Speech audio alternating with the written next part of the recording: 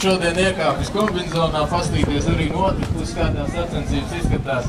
Tad сегодня хотел комбинзон посмотреть, как с другой стороны эти соревнования выглядят. Man ir liels prieks, ka saule spīd, lietus ir aizbeidzis. Очень рад, что солнце светит и дождь испугался нас. Майрис уже сказал, что это последний этап Hobby-Kart. Tātad pēdējās Hobby-Kart sacensības, pēdējais posms. Ko tur daudz teikt? Veiksmīgus startus un veiksmīgākus finišus, ja? Хорошие старты, еще лучше, чтобы финиш удался.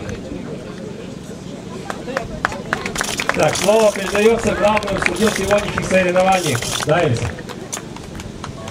Vēlreiz sveiciens jums visiem. Gribētu atgādināt vēlreiz par starta procedūru. Jo mums te sanāca incidents Open 100/5 klasē. Skatieties uz dalībnieku tiesnešu zaļo karogu. Nevis tas, ka tie, kur zaļos karogas strādā trasē. Tas nozīmē, ka ir trase brīva. Skatieties tieši, ko signalizē jums Mikus, tas dalībnieku tiesnes. Un pēc tam valdes starta. Tātad vēlreiz uzmanību visiem dalībniekiem, man visiem участникам. Ziniet, kas tas ir par karogu? Un ko nozīmē? Lēni braucošs kartīgs uz trases. Nenozīmē, ka jums jābrauc malā. Белый флаг – это означает, что на трассе медленный едущий катик.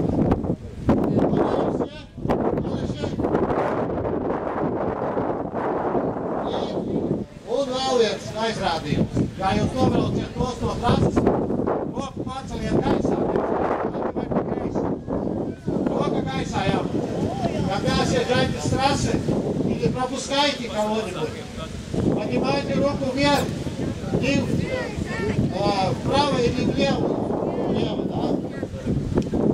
Всем понятно?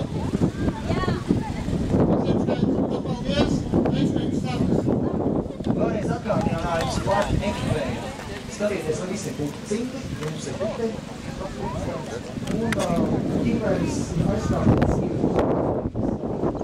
Vēl viens lūgums Open 100 Open 125 klasē. Kad kāpojaties uz starta vietām, apstieties priekšā braucošiem, pagaidiet, kas brauc aizmugurē. Tā, lai mums aiziet uz starta procedūru, lai izšaras